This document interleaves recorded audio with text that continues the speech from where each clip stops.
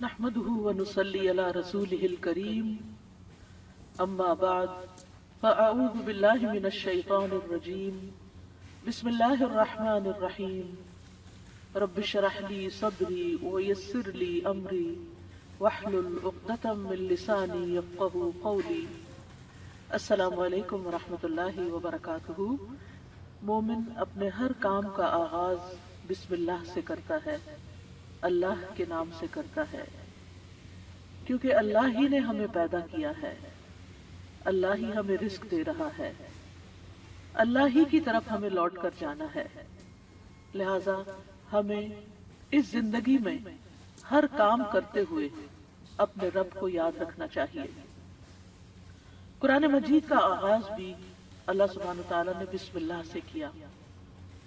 اور ہمارے لیے یہی مشروع کیا کہ ہم اپنا ہر قول اور عمل بسم اللہ کے ساتھ شروع کریں. پہلی وحی کا آغاز بھی اللہ کے نام کے ساتھ ہوا.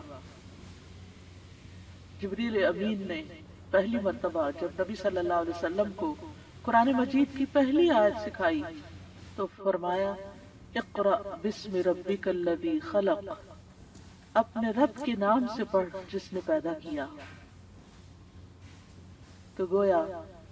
عبادت ہو یا ہمارے دنیا کے کام ہو، ان سب میں ہمیں اپنے رب کو یاد رکھنا ہے، اور اس کے بے شمار فائدے بھی ہیں. اللہ سبحانہ وتعالیٰ کا نام بابرکت ہے، لہذا جب ہم اللہ کے نام سے کوئی کام شروع کرتے ہیں تو ہمارے کاموں میں برکت پیدا ہو جاتی ہے. قرآن مجید میں آتا ہے تبارک اسم ربک ذو الجلال والاکرام، بہت بابرکت ہے تیرے رب کا نام جو بہت عظمت والا، اکرام والا ہے. جب ہم عبادت کرتے ہیں تو کہتے ہیں ایاک نعبد و ایاک نستعین، صرف تیری ہی ہم عبادت کرتے ہیں اور تجھی سے ہم مدد چاہتے ہیں، کیونکہ ہم کمزور ہیں، ہم اللہ کی عبادت کا حق ادا نہیں کر سکتے. اس لیے کوئی بھی کام جو عبادت کی نوعیت سے تعلق رکھتا ہو، یعنی خاص عبادات سے، ان کے آغاز میں بھی اللہ کا نام لینا چاہیے، کیونکہ اس سے اللہ کی مدد حاصل ہوتی ہے. اور پھر مزید نیک کاموں کی توفیق بھی ہوتی ہے. انسان برائی سے بچتا ہے، شیطان کے وار سے محفوظ رہتا ہے، کیونکہ اللہ تعالیٰ کی مدد، توفیق اور سپورٹ انسان کو حاصل ہو جاتی ہے. اور انسان کے اندر کوئی فخر اور غرور نہیں آتا. وہ یہ سمجھتا ہے کہ جو بھی نیک کام میں کر رہا ہوں وہ اللہ کی مدد سے، اللہ کی توفیق سے ہی کر رہا ہوں، اس میں میرا اپنا کوئی کمال نہیں. وما توفیقی الا باللہ، نہیں مجھے توفیق مگر اللہ کے نام کے ساتھ ہی. پھر اسی طرح جب انسان بسم اللہ سے کام کا آغاز کرتا ہے تو انسان کو اخلاص نصیب ہوتا ہے، کیونکہ جب اللہ کا نام لیا تو اللہ کے نام کے ساتھ اللہ ہی کے لیے کام کرنا چاہیے جو بھی کچھ ہم کریں. اور پھر اگر وہ کام صحیح ہے، عبادت کا ہے یا دنیاوی امور سے متعلق ہے، تو پھر ہماری نیت اور ہمارا قبلہ درست ہو جاتا ہے، انسان کو اخلاص نصیب ہو جاتا ہے. پھر اسی طرح یہ ہے کہ انسان جب اللہ کے نام کے ساتھ کوئی کام کرتا ہے تو اللہ کی نعمتوں کی یاد دہانی بھی ہوتی ہے. مثال کے طور پر اگر آپ پانی پی رہے ہیں تو جب آپ پانی پینے لگتے ہیں تو بسم اللہ کہتے ہیں، اور جب بسم اللہ کہتے ہیں تو آپ کو اللہ کی یاد آ جاتی ہے، اور پھر ساتھ ہی وہ نعمت جو آپ استعمال کر رہے ہیں اس کے بارے میں غور و فکر بھی نصیب ہوتا ہے کہ یہ اللہ نے پانی پلایا ہے. اور پھر انسان کا غور و فکر اسے کہیں سے کہیں لے جاتا ہے، اس کے اندر ایک وسعت پیدا ہوتی ہے. وہ سوچتا ہے کہ یہ پانی میرے گلاس میں کہاں سے پہنچا، کس نے اتارا. تو ظاہر ہے کہ پانی کا پیدا کرنے والا بھی اللہ ہے، اور تمام چیزوں کو اللہ سبحانہ وتعالیٰ نے پانی سے پیدا کیا، جیسا کہ قرآن مجید میں آتا ہے. ہم تک جو پانی پہنچتا ہے کچھ تو زمینی ذرائع سے اور بیسیکلی بارش کے ذریعے آتا ہے. بارش کیسے آتی ہے؟ سمندروں کا پانی بخارات کی شکل میں اوپر اٹھتا ہے اور پھر بادلوں کی شکل میں جہاں اللہ چاہتا ہے برساتا ہے۔ جب بادل برستے ہیں یا برف پڑتی ہے تو پہاڑوں کی چوٹیوں پر اور مختلف جگہوں پر یا تو پانی جم جاتا ہے یا پھر ندی نالوں کی شکل میں، دریاؤں کی شکل میں بہنے لگتا ہے، اور کچھ پانی رس کر زمین کے اندر چلا جاتا ہے، چشموں کی شکل اختیار کر لیتا ہے، اور پھر مختلف ذرائع سے ہوتے ہوتے وہ ہم تک پہنچتا ہے جسے ہم پیتے ہیں، اور جب پیتے ہیں تو پھر اللہ کا شکر ادا کرتے ہیں اور آخر میں الحمدللہ کہتے ہیں۔ لیکن اگر اتنے اہتمام کے ساتھ جو پانی میرے گلاس میں پہنچا اس کو میں نے اللہ کو یاد کیے بغیر، نعمت دینے والے کا نام لیے بغیر ہی اس کو پی لیا، تو اس سے بڑھ کر ناشکری کیا ہو سکتی ہے؟ پھر اسی طرح اگر انسان کھانا کھاتا ہے اور اللہ کا نام لیتا ہے تو وہ ضرور سوچتا ہے کہ کیا جو کچھ میں کھا رہا ہوں یہ اللہ کی مرضی کے مطابق بھی ہے یا نہیں، حلال ہے یا حرام ہے، اور پھر کس طریقے سے میں اس کو کھا رہا ہوں اور کس طریقے سے یہ میں نے اس کو کمایا ہے یا مجھ تک پہنچا ہے، ان ساری چیزوں پر بھی غور و فکر ہونے لگتا ہے۔ تو گویا بسم اللہ پڑھنا بار بار انسان کو اللہ کی یاد دلاتا ہے، اللہ، اور اس طرح انسان اللہ کی اطاعت کی طرف مائل ہوتا ہے، اللہ کی دی ہوئی نعمتوں کو اللہ کی رضا میں استعمال کرتا ہے، اور اللہ کو یاد کرتے ہوئے اللہ کا قرب حاصل کر لیتا ہے۔ یعنی جب ہر کام کے شروع میں جب اٹھتے بیٹھتے چلتے پھرتے ہم اللہ کا نام لیتے ہیں تو اس طرح ہمیں اللہ سبحانہ و تعالیٰ کا قرب نصیب ہوتا ہے، اور ہمارے دنیا کے کام بھی عبادت بن جاتے ہیں کیونکہ وہ اللہ کی مرضی کے مطابق اللہ کی رضا کے لیے ہوتے ہیں، اور اس طرح دنیا میں بھی کاموں کے اندر برکت پیدا ہوتی ہے، سہولت پیدا ہوتی ہے، اللہ کی مدد شامل حال ہوتی ہے، اور آخرت میں بھی یہ عمل فائدہ دیتا ہے، اور انسان کے اندر کوئی تکبر و غرور پیدا نہیں ہوتا، وہ سوچتا ہے کہ جو کچھ مجھے ملا ہے یہ اللہ کا فضل ہے۔ پھر ہم دیکھتے ہیں کہ انبیاء کا طریقہ بھی یہی رہا ہے۔ نوح علیہ السلام کے بارے میں آتا ہے کہ جب وہ کشتی پر سوار ہوئے تو انہوں نے دعا پڑھی، اس کا آغاز بھی بسم اللہ سے کیا، بسم اللہ مجریہا و مرساہا۔ اسی طرح سلیمان علیہ السلام نے ملکہ سبا کو جو خط لکھا اس کے آغاز میں بھی بسم اللہ لکھا۔ پھر اسی طرح ہم دیکھتے ہیں کہ نبی صلی اللہ علیہ وسلم متعدد مقامات پر بسم اللہ کی تعلیم دیتے ہیں، جس کے بارے میں آگے ہم متعدد احادیث میں دیکھیں گے کہ کس طرح آپ صلی اللہ علیہ وسلم کی زندگی کا ایک اہم حصہ تھا بسم اللہ پڑھنا، اور جس کام کا آغاز اچھا ہو جائے اس کا انجام بھی اچھا ہوتا ہے۔ قرآن مجید کا آغاز بھی بسم اللہ کے ساتھ ہو رہا ہے، اور بسم اللہ قرآن مجید کی ایک مستقل آیت ہے، یعنی یہ کہ سورۃ الفاتحہ یہ کسی اور سورت میں داخل نہیں ہے، ہر سورت کے شروع میں اسے الگ آیت کے طور پر لکھا گیا ہے، اور اس میں ہم دیکھتے ہیں کہ سورۃ التوبہ جو ہے اس سے پہلے بسم اللہ نہیں ہے، کیونکہ بسم اللہ سے امان حاصل ہوتی ہے، اور سورۃ التوبہ کے شروع میں امان سے یعنی کہ مشرکین کو امان سے نکالا جا رہا ہے، بری ذمہ کیا جا رہا ہے۔ تو بہرحال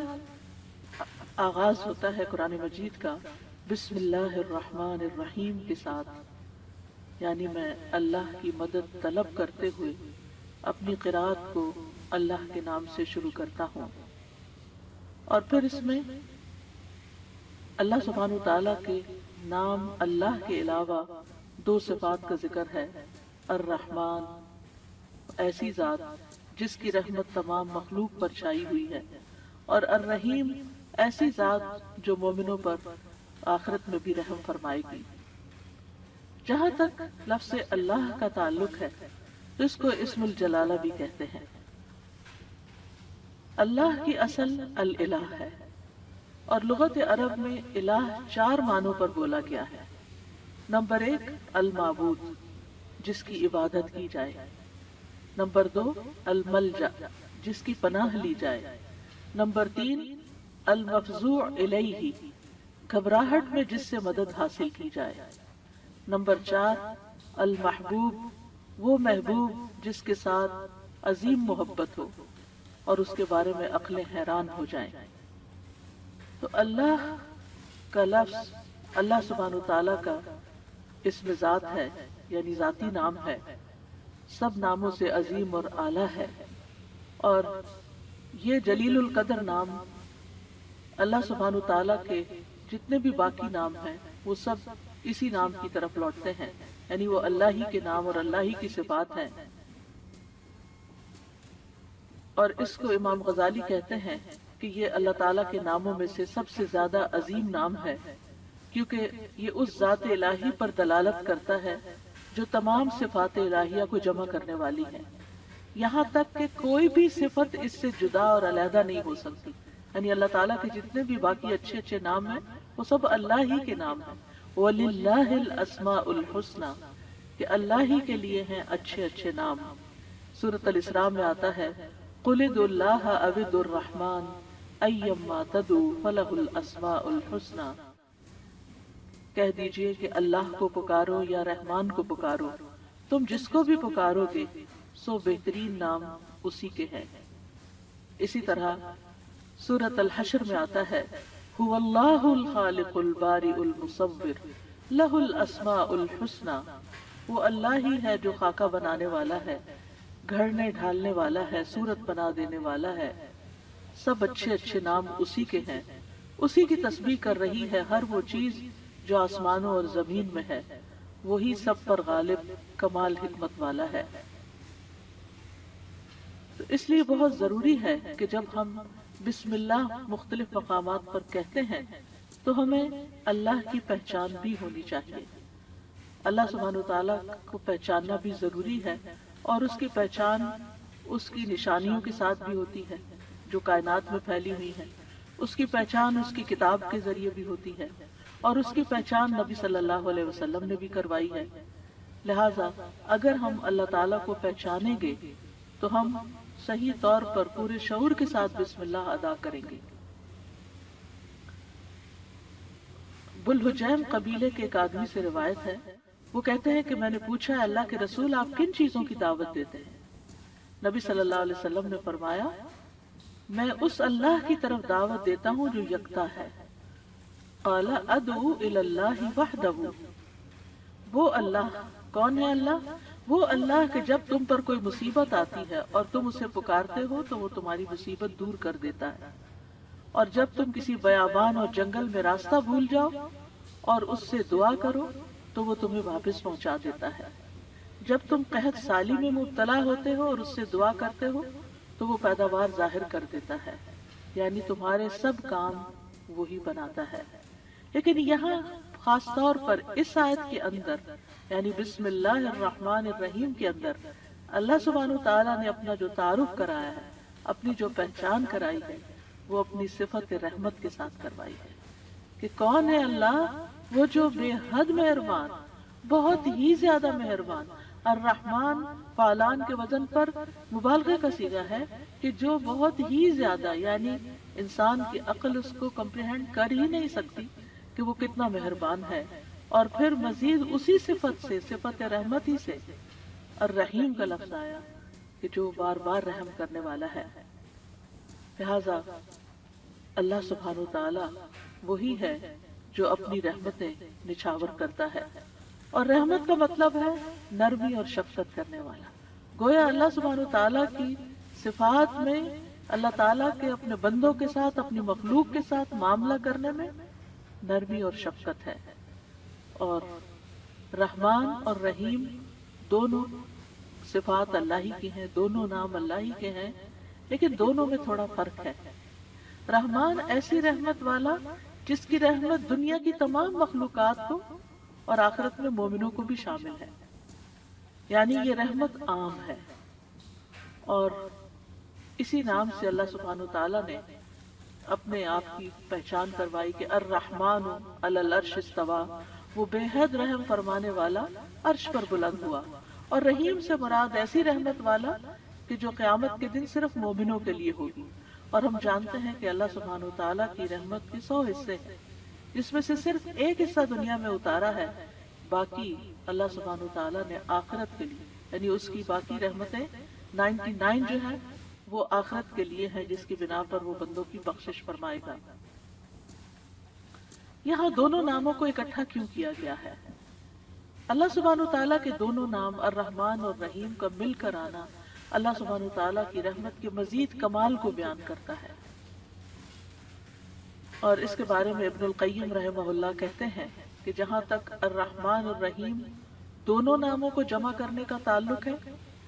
تو اس کا معنی ان دونوں معنوں سے اچھا ہے جو معنی ان کے الگ الگ بیان کیے جاتے ہیں، یعنی وہ مزید جمع ہو جاتا ہے، اور وہ یہ ہے کہ الرحمن اللہ کی قائم صفت پر دلالت کرتا ہے اور لفظ الرحیم اللہ کی مخلوق پہ کی جانے والی رحمت سے تعلق رکھتا ہے۔ پس نام اللہ یعنی پہلا نام جو ہے اللہ کی ذاتی صفت یعنی ذاتی صفت رحمت پہ دلالت کرتا ہے، اور دوسرا نام اللہ کے فعل پر دلالت کرتا ہے کہ اللہ اپنی رحمت کے ساتھ مخلوق پر رحم فرماتا ہے۔ اور ابن قیم یہ بھی کہتے ہیں کہ ان دونوں صفات کو جمع کرنے کا یہ فائدہ ہے کہ اللہ نے دنیا میں جلد اور آخرت میں بعد میں واقع ہونے والی رحمت کی خبر دی ہے، اور اللہ کی خاص اور عام رحمت کے متعلق خبر دی گئی ہے، اور اللہ کی رحمت اس کے غضب پر غالب ہے۔ ابو ہریرہ کہتے ہیں کہ رسول اللہ صلی اللہ علیہ وسلم نے فرمایا، جب اللہ مخلوق کو پیدا کر چکا تو اس نے اپنی کتاب لوح محفوظ میں لکھا جو اس کے پاس عرش پر موجود ہے کہ میری رحمت میرے غضب پر غالب ہے، اور اس کی رحمت بہت وسیع ہے۔ قرآن مجید میں آتا ہے وَرَحْمَتِي وَسِعَتْ كُلَّ شَيْءٍ، میری رحمت نے ہر چیز کو گھیر رکھا ہے، کوئی اس کو مانتا ہے یا نہیں مانتا، اس کی عبادت کرتا ہے یا نہیں کرتا، تو ہم جتنے بھی دنیا میں لوگ چل پھر رہے ہیں سخت نافرمانیاں کرتے ہیں، لیکن اس کے باوجود وہ ہمیں جینے کی مہلت دیتا ہے، رزق دیتا ہے، ہمارے کام سنوارتا ہے، ہمیں مشکلات سے بچاتا ہے۔ تو اللہ کے یہ دونوں نام جو ہیں یہ انسان کو اگر ان کی پہچان ہو جائے تو ہر غم اور پریشانی اس کی دور ہو جائے، کیونکہ ہر تکلیف میں ہر مشکل میں اگر انسان یہ یاد کر لے کہ میرا رب بڑا ہی مہربان ہے، بڑی ہی رحمت فرمانے والا ہے، تو انسان کی پریشانی دور ہو جائے کہ وہ ہے کوئی جو میری مشکل آسان کر سکتا ہے، اور وہ اپنی رحمت فرمائے گا اور ضرور کر دے گا۔ تو ہمیں ہر کام سے پہلے بسم اللہ پڑھنی چاہیے، کیونکہ اللہ سبحانہ وتعالیٰ کا نام لینے والا کامیاب ہوتا ہے، اور جیسے کہ قرآن مجید میں آتا ہے قد افلح من تزکا وذکر اسم ربہ فصلی، بے شک کامیاب ہو گیا جو پاک ہوا اور اس نے اپنے رب کا نام یاد کیا، یعنی رب کا یہ نام لینا کامیابی کی علامت ہے، کامیابی کی ضمانت ہے۔ اور پھر نماز پڑھنا، یعنی اس آیت کا ترجمہ ہے، اور صبح و شام خاص طور پر اللہ کا نام لینا چاہیے۔ سورۃ الانسان میں آتا ہے وَاذْكُرِ اسْمَ رَبِّكَ بُكْرَةً وَأَصِيلًا، اور اپنے رب کا نام صبح اور پچھلے پہر یاد کیا کرو۔ تو بہرحال اللہ کا نام لینا برکت کا سبب ہے۔ ایک شخص نے نبی صلی اللہ علیہ وسلم سے کہا، ہم کھانا تو کھاتے ہیں لیکن ہم سیر نہیں ہوتے، ہمارا پیٹ نہیں بھرتا۔ آپ نے فرمایا شاید تم الگ الگ کھاتے ہو، اپنے کھانے پہ جمع ہو جایا کرو اور کھانے کے وقت اللہ کا نام لیا کرو، وہ تمہارے لیے اس کھانے میں برکت ڈال دے گا۔ یعنی یہ مطلب یہ ہے کہ اگر تھوڑا بھی ہوگا تو تمہارا پیٹ بھر جائے گا اور تمہاری بھوک مٹ جائے گی۔ اسی طرح اللہ کا نام لینے سے انسان کو ہر طرح کی حفاظت بھی ملتی ہے۔ جابر بن عبداللہ سے مروی ہے کہ رسول اللہ صلی اللہ علیہ وسلم نے فرمایا، جب رات کا آغاز ہو یا جب شام ہو جائے تو اپنے بچوں کو روک لو، گھر سے باہر نہ نکلنے دو، کیونکہ اس وقت شیاطین پھیل جاتے ہیں۔ پھر جب رات کی ایک گھڑی گزر جائے تو انہیں چھوڑ دو اور دروازے بند کر لو، اس وقت اللہ کا نام لو، کیونکہ شیطان بند دروازے نہیں کھول سکتا۔ اللہ کا نام لے کر اپنے مشکیزوں کا منہ باندھو، اللہ کا نام لے کر اپنے برتنوں کو ڈھک دو، خواہ کسی چیز کو چوڑائی میں رکھ کر ہی اس کو ڈھکو، اور اپنے چراغ سونے سے پہلے بجھا دیا کرو۔ تو اس سے کیا پتہ چلتا ہے کہ رات کو آخری کام جو کر رہا ہوتا ہے انسان، چاہے کیسی ہی تھکاوٹ کیوں نہ ہو، یہ کام وہ ہیں جو تقریباً سب لوگ کرتے ہیں، تو ان سب چیزوں پر بھی بسم اللہ پڑھنی چاہیے۔ اس وقت بھی اللہ کا نام لینا چاہیے۔ پھر اسی طرح اللہ کا نام لینے سے انسان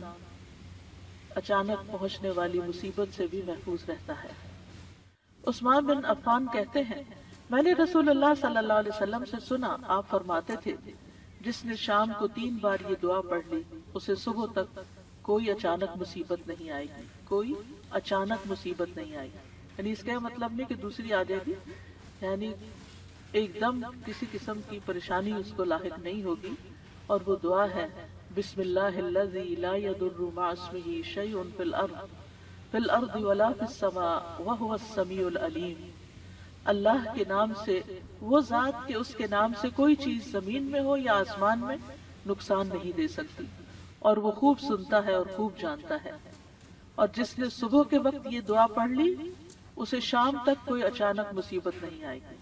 اور جب شام کو کوئی پڑھ لے تو صبح کے وقت صبح تک اس کو پریشانی نہیں ہوگی۔ اسی طرح اگر انسان بسم اللہ نہیں پڑھتا تو یاد رکھیے کہ بسم اللہ نہ پڑھنے کا نقصان یہ ہے، ابن عباس کہتے ہیں کہ ابلیس نے اللہ تعالیٰ سے کہا کہ تو نے اپنی ساری مخلوق کا رزق واضح کر دیا، میرا رزق کس میں ہے؟ تو اللہ تعالیٰ نے فرمایا، ہر اس چیز میں جس پر میرا نام نہ لیا جائے۔ تو گویا جس چیز پر ہم اللہ کا نام نہیں لیتے وہ رزق پھر شیطان کے حصے میں چلا جاتا ہے، گویا ہم اپنے دشمن ہی کو فیڈ کرتے ہیں۔ قیامت کے دن بھی اللہ کے نام سے وزنی کوئی چیز نہ ہوگی۔ پھر اسی طرح اللہ کا نام لینے سے، یعنی اس دعا کے پڑھنے کے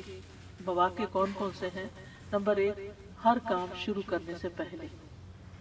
تاکہ اس میں برکت اور مدد حاصل ہو، اس کے اندر قبولیت ہو، ہمیں اخلاص نصیب ہو۔ پھر خاص طور پر کھانا کھانے سے پہلے، حضرت عائشہ کہتی ہیں کہ رسول اللہ صلی اللہ علیہ وسلم نے فرمایا، جب تم میں سے کوئی کھانا کھانے لگے تو چاہیے کہ اللہ تعالیٰ کا نام لے، پھر اگر شروع میں اللہ تعالیٰ کا نام لینا بھول جائے تو چاہیے کہ یوں کہے، بسم اللہ اولہ و آخرہ، اللہ کے نام سے اس کھانے کے شروع میں اور آخر میں بھی۔ پھر اسی طرح لباس اتارتے وقت بسم اللہ پڑھنی چاہیے۔ انس رضی اللہ عنہ سے روایت ہے کہ نبی صلی اللہ علیہ وسلم نے فرمایا، جنوں کی آنکھوں اور بنی آدم کی شرمگاہوں کا پردہ یہ ہے کہ جب ان میں سے کوئی اپنے کپڑے اتارے تو بسم اللہ پڑھ لے، یعنی اتارنے سے پہلے پڑھ لے، تو جن اور شیاطین کی نظر نہیں لگتی۔ اسی طرح جب آپ بچوں کو کپڑے تبدیل کروا رہے ہوں تو اس وقت بھی بسم اللہ پڑھ لیں۔ اسی طرح بیت الخلاء جاتے وقت، یعنی اندر پاؤں رکھنے سے پہلے بسم اللہ پڑھ کے دروازہ کھولیں۔ حضرت علی رضی اللہ عنہ روایت کرتے ہیں، کہتے ہیں کہ رسول اللہ صلی اللہ علیہ وسلم نے فرمایا، جنوں کی آنکھوں اور بنی آدم کی شرمگاہوں کا پردہ یہ ہے کہ جب ان میں سے کوئی بیت الخلاء جائے تو بسم اللہ پڑھ لے، یعنی وہاں بھی وہ، یعنی کیونکہ جب انسان ننگا ہوتا ہے تو فرشتے، اس حفاظت کے فرشتے اس سے دور چلے جاتے ہیں، تو اس وقت حفاظت پھر کس سے حاصل ہوگی؟ جب آپ واش روم میں جانے سے پہلے بسم اللہ پڑھ کے پھر داخل ہوں گے۔ اسی طرح وضو سے پہلے، ابو ہریرہ کہتے ہیں کہ رسول اللہ صلی اللہ علیہ وسلم نے فرمایا، لا صلاۃ لمن لا وضوء له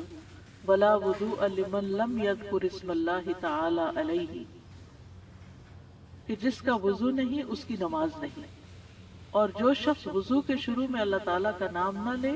اس کا وضو نہیں۔ اب یہاں پر بعض لوگوں کو یہ پریشانی ہوتی ہے کہ ہم واش روم میں کھڑے ہوتے ہیں، وہیں سنک ہے، وہیں کموڈ ہے، تو پھر ہم بسم اللہ کس طرح پڑھیں؟ اس کے ایک تو یہ ہے کہ جب آپ وضو کی نیت سے جا رہے ہیں تو اندر داخل ہونے سے پہلے ہی پڑھ لیں اور جا کے ٹیپ کھول لیں اور اپنا وضو شروع کر دیں۔ دوسرا یہ ہے کہ آپ دل میں پڑھ لیں، لیکن اگر کوئی بھول گیا تو جس وقت یاد آئے، یعنی وضو کے دوران اس وقت بھی پڑھ سکتا ہے۔ پھر اسی طرح اگر اس نے بالکل ہی پڑھنا ہی بھول گیا تو اس کا کیا مطلب؟ وضو ہوا ہی نہیں سرے سے، یا پھر یہ کہ اس کی نماز، اگر وضو نہیں ہوا تو کیا نماز ہی نہیں، اس کا مطلب یہ ہے کہ اس کا وضو کامل نہیں ہوا۔ یا علماء نے اس کا مطلب یہ کیا ہے کہ اس کے وضو میں نقص رہ گیا، وضو ہو جائے گا، نماز ہو جائے گی، لیکن وہ جو برکت حاصل ہونی تھی یا زیادہ ثواب ملنا تھا اس سے انسان محروم ہو جاتا ہے۔ پھر اسی طرح یہ ہے کہ قرآن مجید کی قرأت سے پہلے بسم اللہ پڑھنی چاہیے۔ قتادہ سے روایت ہے، وہ کہتے ہیں کہ انس رضی اللہ عنہ سے سوال کیا گیا کہ نبی صلی اللہ علیہ وسلم کی قرأت کیسی تھی، تو انہوں نے بیان کیا کہ آپ صلی اللہ علیہ وسلم کھینچ کر پڑھتے تھے۔ پھر آپ نے بسم اللہ الرحمن الرحیم کو پڑھا، یعنی بسم اللہ الرحمن الرحیم، یعنی مد کے ساتھ پڑھتے تھے، الرحمن کو اور رحیم کو بھی کھینچ کر تلاوت کرتے تھے۔ پھر اسی طرح کھانا کھانے سے پہلے بھی عمر بن ابی سلمہ رضی اللہ عنہ کہتے ہیں، میں بچہ تھا اور رسول اللہ صلی اللہ علیہ وسلم کی پرورش میں تھا۔ عمر بن ابی سلمہ جو ہیں یہ ابو سلمہ رضی اللہ عنہ کے بیٹے ہیں، ام سلمہ کے بھی بیٹے ہیں۔ ام سلمہ کی جب شادی ہوئی تو یہ نبی صلی اللہ علیہ وسلم کے گھر میں بچے آ گئے، یعنی آپ کے ربیب تھے اور آپ کی پرورش میں تھے۔ تو وہ کہتے ہیں کہ کھانا کھاتے وقت میرا ہاتھ برتن میں چاروں طرف گھوما کرتا ہے، جیسے بچے عام طور پر کرتے ہیں۔ تو رسول اللہ صلی اللہ علیہ وسلم نے مجھ سے فرمایا، اے لڑکے بسم اللہ پڑھ لیا کرو اور دائیں ہاتھ سے کھایا کرو، اور برتن میں وہاں سے کھایا کرو جو جگہ تم سے نزدیک ہو، یعنی اپنے سامنے سے کھاؤ۔ وہ کہتے ہیں کہ چنانچہ اس کے بعد میں ہمیشہ اسی ہدایت کے مطابق کھاتا رہا۔ تو یہ کھانا یعنی ٹیبل مینرز ہیں، کھانا کھانے کے آداب ہیں، اور اس میں نہ صرف یہ کہ بڑوں کو اس کا اہتمام کرنا چاہیے بلکہ بچوں کو بھی سکھانا چاہیے۔ پھر اسی طرح گھر میں داخل ہوتے وقت بسم اللہ پڑھ کر داخل ہوں۔ جابر رضی اللہ عنہ سے روایت ہے، وہ کہتے ہیں کہ میں نے رسول اللہ صلی اللہ علیہ وسلم کو فرماتے ہوئے سنا، جب آدمی اپنے گھر میں داخل ہوتا ہے تو وہ داخل ہوتے وقت اور کھانا کھاتے وقت اللہ کا نام لیتا ہے، تو شیطان کہتا ہے کہ آج تمہارے لیے اس گھر میں نہ رات گزارنے کی جگہ ہے اور نہ ہی رات کا کھانا ہے۔ اور اگر وہ داخل ہوا لیکن اپنے داخل ہوتے ہوئے اللہ کا نام نہ لیا تو کہتا ہے تم نے رات گزارنے کی جگہ پالی، اور اگر اپنے کھانا کھانے کے وقت اللہ کا نام بھی نہ لے انسان تو شیطان کہتا ہے تم نے رات گزارنے کی جگہ اور رات کا کھانا پا لیا، یعنی ہماری چیزوں میں پھر اس کی شراکت ہو جاتی ہے۔ اب دیکھیں کہ بہت سارے مسائل اور بہت ساری بیماریاں عام ہو چکی ہیں جن کی بعض اوقات تشخیص بھی نہیں ہو پاتی، اور پھر ہم بعض اوقات یہ سمجھتے ہیں کہ شاید جادو ہو گیا ہے یا پھر یہ کوئی نظر لگ گئی ہے، لیکن اگر ہم ان آداب کا خیال رکھیں تو انشاءاللہ شیطان جو ہمارا دشمن ہے اس کے شر سے محفوظ رہیں گے۔ نہ صرف یہ کہ خود اپنے لیے بلکہ اپنے گھر والوں کے لیے بھی ان کو تعلیم بھی دیں اور ان کو یاد دہانی بھی کرائیں، اور ان کی پروٹیکشن کا انشاءاللہ بہترین سر و سامان ہوگا۔ اسی طرح رات کو سونے سے پہلے بسم اللہ پڑھ کر بستر جھاڑنا چاہیے۔ رسول اللہ صلی اللہ علیہ وسلم نے فرمایا، صحیح مسلم کی روایت ہے، جب تم میں سے کوئی اپنے بستر پر جائے تو اسے چاہیے کہ وہ اپنے تہبند کا کونا پکڑے اور اس سے اپنا بستر جھاڑ لے اور بسم اللہ پڑھ لے، کیونکہ وہ نہیں جانتا کہ کون اس کے بعد اس کے بستر پر آیا۔ یہ بات بڑی اہم ہے کہ کون، وہ نہیں جانتا۔ تو اس سے یعنی کہ صرف انسان نہیں بلکہ جن ملکوں کے اندر بچھو، کیڑے مکوڑے عام گھومتے پھرتے ہیں اور خاص طور پر گرمیوں کے موسم میں نکل آتے ہیں، یہ لوگ کھلی چھت میں یا کھلی فضا میں سوتے ہیں، تو بعضوں کا چارپائیاں سارا دن وہیں بچھی رہتی ہیں، تو معلوم نہیں کہ بستر کے اندر یا بیڈ کے اندر کون سی ایسی چیز گھس گئی کہ جس کو جھاڑنے سے وہ نکل جائے گی۔ دوسرا یہ کہ بعض اوقات یہ جو ہمارے سارا دن بنے ہوئے بستر رہتے ہیں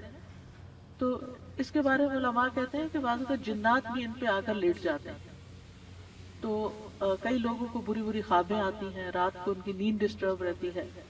لیکن اگر آپ یہ مسنون عمل کریں تو ایسی چیزوں میں کمی واقع ہو جاتی ہے۔ تو یہاں پر نبی صلی اللہ علیہ وسلم نے تہبند کا کونا فرمایا، آپ کوئی بھی کپڑا لے سکتے ہیں، کوئی ٹاول لے سکتے ہیں، اپنا دوپٹے کا ہی کونا پکڑ کے ایک اس سے جھاڑ دیں۔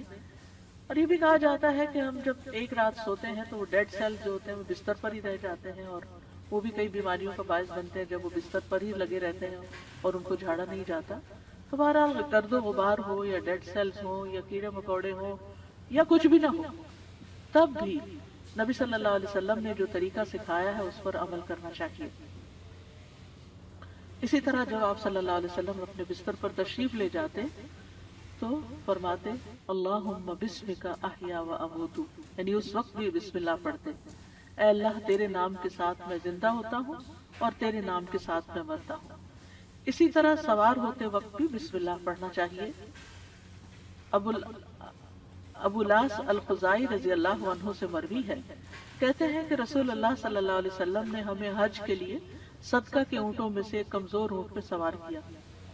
تو ہم نے عرض کیا یا رسول اللہ ہمیں لگتا ہے یہ اپنی کمزوری کے سبب ہمارا بوجھ نہیں اٹھا سکے گا۔ تو آپ صلی اللہ علیہ وسلم نے فرمایا ہر اونٹ کی کوہان پر ایک شیطان ہوتا ہے، جب تم اس پر سوار ہونے لگو تو اللہ کا نام لے کر سوار ہو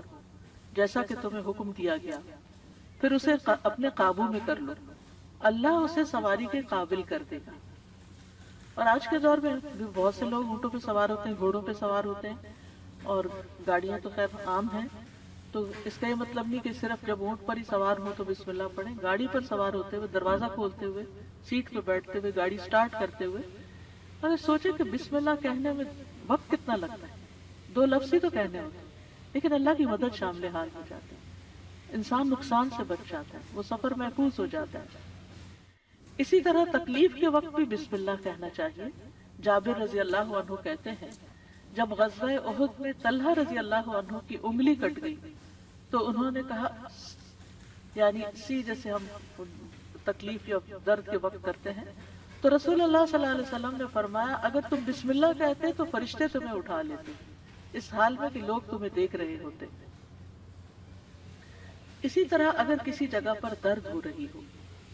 تو بسم اللہ سے اللہ کا نام لے کر دم کرنا چاہیے۔ صحیح مسلم میں آتا ہے عثمان بن ابو العاص ثقفی رضی اللہ عنہ سے روایت ہے کہ انہوں نے رسول اللہ صلی اللہ علیہ وسلم سے درد کی شکایت کی جسے وہ اپنے جسم میں محسوس کیا کرتے تھے جب سے وہ مسلمان ہوئے، تو رسول اللہ صلی اللہ علیہ وسلم نے ان سے فرمایا اپنا ہاتھ اس جگہ رکھو جہاں تم اپنے جسم سے درد محسوس کرتے ہو اور 3 بار بسم اللہ کہو۔ یعنی اس حدیث سے یہ پتہ چلتا ہے کہ جہاں شدت زیادہ ہو تکلیف وغیرہ کی وہاں بسم اللہ کو ریپیٹ بھی کیا جا سکتا ہے۔ 3 مرتبہ بسم اللہ کہو اور 7 مرتبہ یہ پڑھو اعوذ باللہ وقدرتہ من شر ما اجد واحاذر، میں اللہ کی ذات اور اس کی قدرت سے ہر اس چیز سے پناہ مانگتا ہوں جسے میں محسوس کرتا ہوں اور جس سے میں خوف کرتا ہوں۔ تو آپ خود بھی اور بچوں کو بھی یہ دعا سکھا دیں، کہیں چوٹ لگ جائے، کہیں درد ہو رہا ہو، اور بعض اوقات ایسے لا علاج مرض ہوتے ہیں کہ تکلیف ہوتی ہے لیکن ڈائگنوز نہیں ہوتی، تو اللہ کے نام سے انسان مدد حاصل کرتا رہے اللہ کی، تو ایسی تکلیفیں دور ہو جاتی ہیں، اور پورے یقین کے ساتھ ہی کرنا چاہیے۔ اور وہ تمام چیزیں جو نبی صلی اللہ علیہ وسلم نے سکھائیں وہ سنت زندہ بھی کرنی چاہیے، اور یہ یقین رکھتے ہوئے کہ یہ سب کچھ وحی کے ذریعے آپ کو بتایا گیا تھا، یعنی آپ نے اپنی خواہش نفس سے یہ باتیں نہیں سکھائیں یا کوئی تیر تکے سے نہیں بتائیں، بلکہ آپ کو سکھائی گئی تھی۔ اسی طرح ہم دیکھتے ہیں کہ جب آپ بیمار ہوئے تو جبریل علیہ السلام آپ کی خدمت میں تشریف لائے اور فرمایا اے محمد آپ بیمار ہو گئے ہیں؟ آپ صلی اللہ علیہ وسلم نے فرمایا ہاں۔ جبریل علیہ السلام نے فرمایا بسم اللہ ارقیک من کل شیء یؤذیک من شر کل نفس او عین او حاسد اللہ یشفیک بسم اللہ ارقیک، اور یوں بھی روایت میں آتا ہے او عین حاسد اللہ یشفیک بسم اللہ ارقیک، میں آپ کو اللہ کے نام سے دم کرتا ہوں، آپ کو تکلیف دینے والی ہر چیز سے، ہر جان یا ہر آنکھ یا حاسد کے شر سے اللہ آپ کو شفا دے، میں آپ کو اللہ کے نام سے دم کرتا ہوں۔ تو اس میں آپ دیکھیے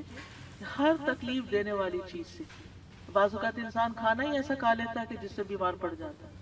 یا کوئی ایسا خواب دیکھ لیتا ہے کہ جس کو پریشان کرتا ہے، سٹریس میں ڈال دیتا ہے اور اس سے انسان بیمار ہو جاتا ہے، یا اسی طرح بعض لوگوں کی نظر لگ جاتی ہے، بعض لوگوں کا حسد ہوتا ہے۔ تو ان سب بیماریوں کو جو ہم جانتے ہیں اور جن کی روٹ کاز ہمیں معلوم ہی نہیں، ان سب کے لیے بھی بہترین دم ہے جو جبریل علیہ السلام نے خود نبی صلی اللہ علیہ وسلم پر کیا۔ تو اس لیے ان چھوٹی چھوٹی دعاؤں کو ہمیں یاد کر لینا چاہیے۔ اگر یاد کرنے میں مشکل ہوتی ہے، بعضوں کا حافظہ کمزور ہوتا ہے، تو پھر یہ رقیہ آپ لکھ کے بھی اپنے پاس رکھ سکتے ہیں، اور اپنے گھر والوں کو، اپنے پیاروں کو خود دم کر سکتے ہیں۔ اسی طرح آپ دیکھیے کہ ہم بستری کے وقت بھی بسم اللہ کا حکم ہے، یعنی اس سے ہی پتہ چلتا ہے کہ چاہے آپ نماز پڑھ رہے ہیں یا قرآن پڑھ رہے ہیں یا پھر عین دنیا کے کوئی کام کر رہے ہیں، تو آپ بسم اللہ سے ان کا آغاز کریں۔ ابن عباس کہتے ہیں،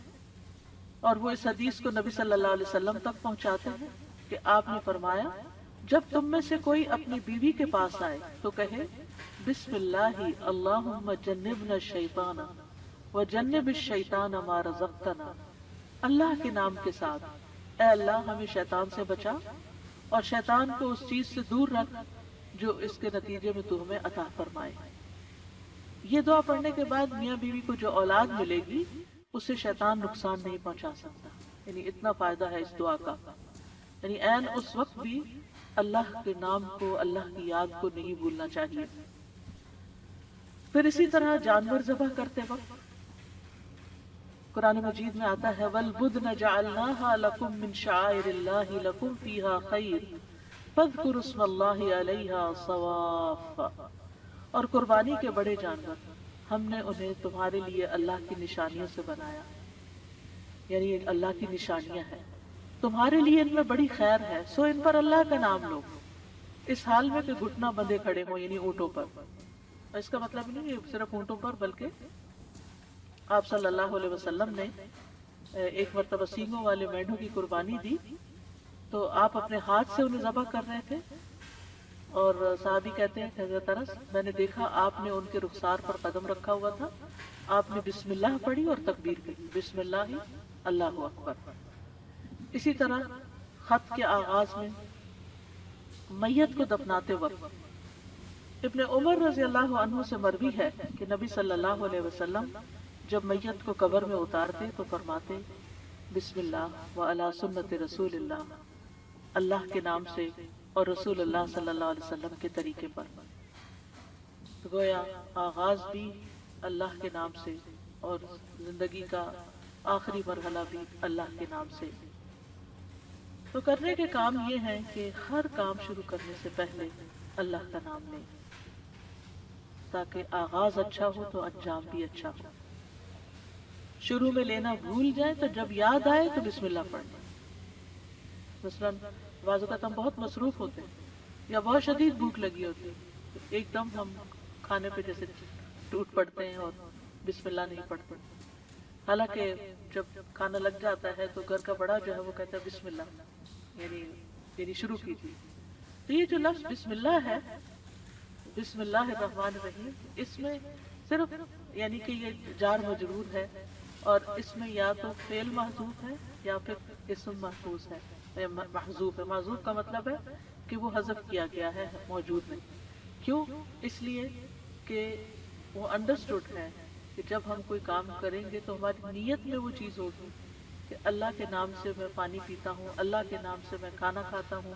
اللہ کے نام سے میں سونے لگا ہوں، اللہ کے نام سے میں گھر سے نکلنے لگا ہوں۔ گھر سے نکلنے کے وقت کی دعا بھی بسم اللہ توکلت علی اللہ۔ تو ہمیں اپنی ساری زندگی کا جائزہ لینا ہے کہ ہم کہاں کہاں بسم اللہ پڑھتے ہیں۔ آپ دیکھیے کہ اسلامک کلچر میں تو ہر موقع پر، یعنی جب کوئی کام نہیں کہا جاتا، آپ کے بھی دل میں ہوتا ہے دوسرے کے بھی، تو آپ صرف بسم اللہ کہہ کے اس کو سمجھا دیتے۔ مثلا آپ کے گھر کی بیل بجتی، آپ دروازہ کھولتے ہیں، آپ کا کوئی دوست کھڑا ہوتا ہے تو آپ کہتے ہیں بسم اللہ، یعنی اس کا یہ مطلب آپ یہ نہیں کہتے اندر داخل ہو جاؤ، یہ نہیں بولتے، آپ کہتے بسم اللہ۔ آپ آتے ہیں تو آپ اس کو بٹھاتے ہیں، وہ آپ کے لیے کوئی گفٹ لایا ہوتا ہے تو آپ کو کہتے ہیں بسم اللہ یہ آپ کے لیے ہے، یعنی پورا جملہ بھی نہیں بولتے، صرف بسم اللہ۔ پھر اسے آپ اس کو کھانے پہ بٹھاتے ہیں، کھانا پیش کرتے ہیں تو کہتے ہیں بسم اللہ۔ ہاتھ دھلانے کے لیے جاتے ہیں تو کہتے ہیں بسم اللہ۔ یعنی بسم اللہ ہمارے یعنی ایسے لفظ ہیں کہ جو ہماری ساری ما فی الضمیر کو بیان کر دیتے ہیں، اور کہنے والا بھی جانتا ہے کہ وہ اللہ کا نام کیوں لے رہا ہے، اور سننے والا بھی سن رہا ہوتا ہے کہ وہ اللہ کا نام کیوں لیا جا رہا ہے یہاں۔ تو اس لیے ہر کام شروع کرنے سے پہلے یعنی اپنا اس میں ایکشن جو ہے وہ ہڈن ہے، وہ دل میں ہے آپ کے، لیکن بس اللہ کا نام لینا برکت کا باعث ہوگا۔ تو اللہ کے نام کی برکتیں حاصل کریں، حسرتوں سے بچیں، اٹھتے بیٹھتے، یعنی آپ بیٹھنے لگے ہیں کہیں تو بسم اللہ پڑھ کے بیٹھ جائیں، وہاں سے اٹھنے لگے ہیں تو بسم اللہ پڑھ لیں، اپنی یہ عادت بنا لیں۔ اور بچوں کے سامنے ذرا اونچی آواز سے بسم اللہ کہیں تاکہ وہ سنیں اور بار بار سنتے رہیں۔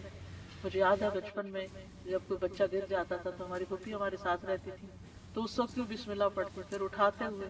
پھر اس چوٹ کو سہلاتے ہوئے، یعنی ہر دوسرے کام میں بسم اللہ بسم اللہ۔ بچوں کو دودھ پلاتے ہوئے، بچوں کو اٹھاتے ہوئے، ان کو چینج کرتے ہوئے، تو یہ یعنی بسم اللہ ہماری گھٹی میں پڑ جانی چاہیے کہ ہم کوئی کام اللہ کی یاد کے بغیر نہ کریں۔ جس سے انسان کو محبت ہوتی ہے وہ اس کے دل میں رہتا ہے اور اس کو ہمیشہ وہ یاد کرتا رہتا ہے۔ تو جو لوگ اللہ سے محبت کرتے ہیں، اور اللہ کا لفظ کا تو معنی ہی کیا ہے، ایک معنی یعنی مألوہ،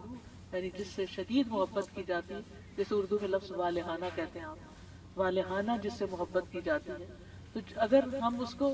اپنا اللہ سمجھتے ہیں، محبوب سمجھتے ہیں، اور اس سے والہانہ محبت کرتے ہیں اور اس کی طرف پناہ لینا چاہتے ہیں، اپنے دشمن سے بچنا چاہتے ہیں، تو پھر اس کے لیے آپ اپنی عادت بنا لیں۔ اور جتنے مقامات کا میں نے ذکر کیا ہے ان پر تو خاص طور پر بسم اللہ کہنا نہ بھولیں۔ انشاءاللہ آپ دیکھیں گے کہ اس کی برکت سے، کہتے ہیں نا بسم اللہ کی برکت، تو بسم اللہ کی برکت سے آپ کی زندگی کے بہت سے کام آسان ہوں گے، بہت سی پریشانیوں سے نجات ملے گی۔ تو آئیے ایک دفعہ ہم خوبصورت آواز میں بسم اللہ سن لیتے ہیں۔ بسم اللہ الرحمن الرحیم، بسم اللہ الرحمن الرحیم،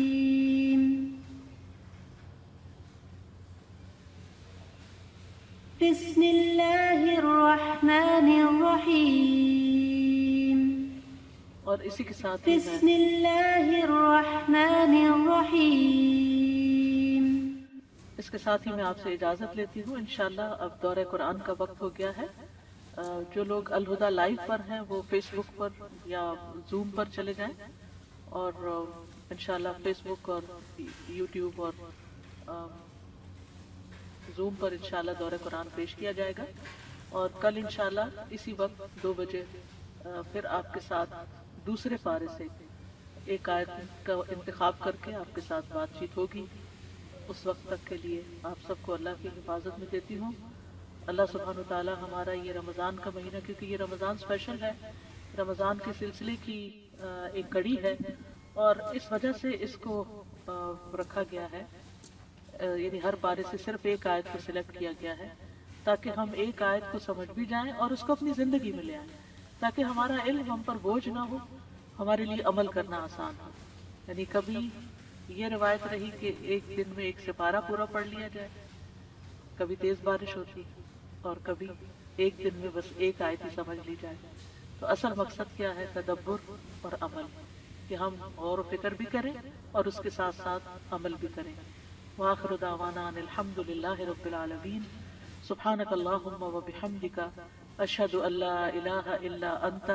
استغفرک واتوب الیک۔ السلام علیکم ورحمۃ اللہ وبرکاتہ۔